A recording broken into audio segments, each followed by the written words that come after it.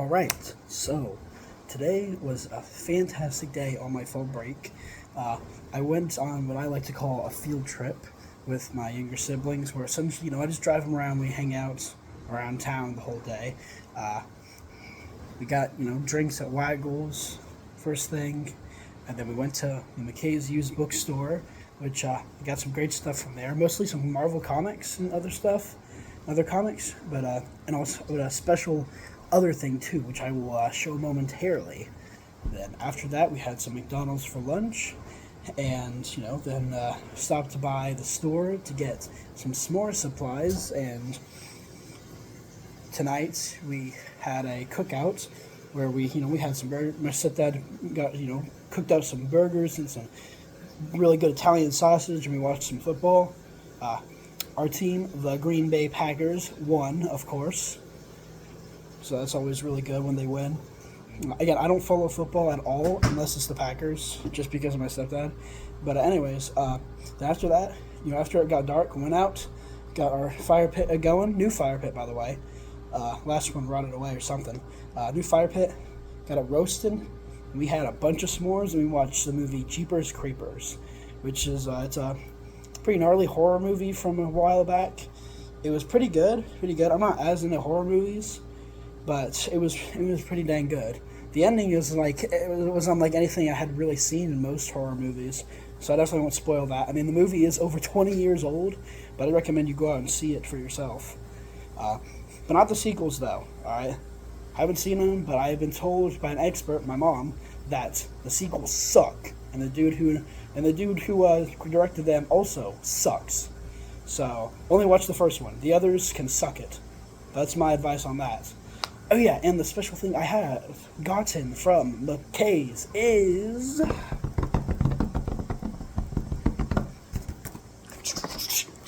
check it out. A collector's edition of special Lord of the Rings figures. The Bearers of the One Ring gift pack from 2004. I have quite a few Lord of the Rings figures. I think maybe for a vlog I could showcase them. Not all of them, because not all of them are with me. A lot of them are in storage, but I have quite a few of them still here with me in the house. I have a good amount of the Fellowship. I know I have 2 figures of Frodo, and a few other things, but I got this for only $13 or whatever, and I just had to pick it up. So it looks really cool. So essentially, you get Bilbo, Gollum, and Frodo, and these really neat translucent versions of themselves. Although you can see Gollum's head is kind of yellow because this thing hasn't been opened in 21 years now. So, and I think, let me double check. Frodo seems fine. His head's a little bit yellow too. But Bilbo's pants are really yellow too. But yeah, you can see how yellow Gollum's head is better with this lighting. But either way, I'm thinking of at some point soon doing an unboxing video of this bad boy. I'm gonna figure out how to set my camera up for an unboxing video. I think that might be interesting. Maybe make it a part of a vlog soon, or maybe just make it its own thing. Probably just its own thing, I guess. I don't know. But I'm definitely gonna be opening these bad boys out to put them on display. But I'm definitely gonna be preserving the box since it's really cool. I'm not going to be one of those people that keeps this just in the box forever, because I think that's stupid. I'm going to be showcasing the really cool figures instead, as they're intended. So those are definitely going somewhere on my desk, or a shelf, or somewhere. It's going somewhere in the dorm. I just noticed Bilbo's sword. Sting is kind of bent a little bit. But everything looks great. This Gollum figure looks pretty similar to a Gollum figure that I already have and have had for years, except that figure, the figure I have, has of course it's fully painted and stuff, and it has magnetic feet for some reason, which is weird. I cannot tell if this one has magnetic feet or not. It may. I'm seeing a little indent at the bottom of his tootsies. I cannot tell. I don't see a magnet, so. But they also have the features that a lot of these toys used to have, especially in the Lord of the Rings line, which is sword swinging action. It's showcased here. You either press a button on their back, or you even squeeze their legs together to make them slash their sword around, like fly all over the place. Like, I have a few figures, Lord of the Rings figures that are like that. Well, mainly, I have the Twilight version of the Witch King of Angmar. Really cool figure that I got years and years ago. And essentially, yeah, he works the same way. You just hold him by his legs and squeeze, and he'll like move all over the place with his sword. And I think my Boromir figure has something similar too. I don't remember. But yeah, I may have to do a showcase of them actually. A lot of them are pretty old, and unfortunately, younger me didn't take as good care of them as I should have because I didn't know that I would be like collecting them later on. I'm not like a massive collector. Like I'm not like one of those like I don't know dudes who will spend like hundreds of dollars on like figurines or nah. I mean I collect a bunch of other like random stuff.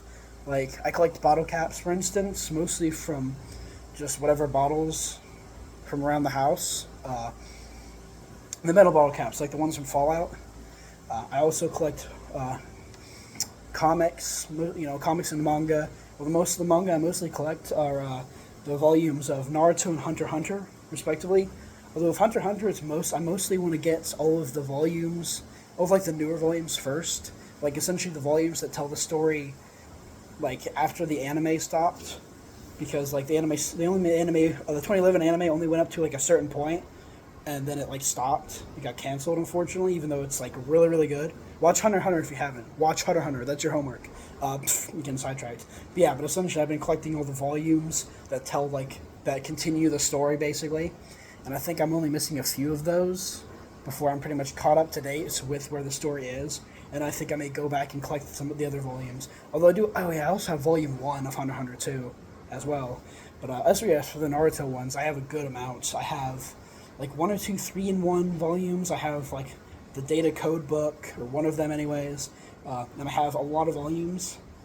I have like, I want to say all volumes 1 through 20, and then like a bunch of other random ones that I can get my hands on.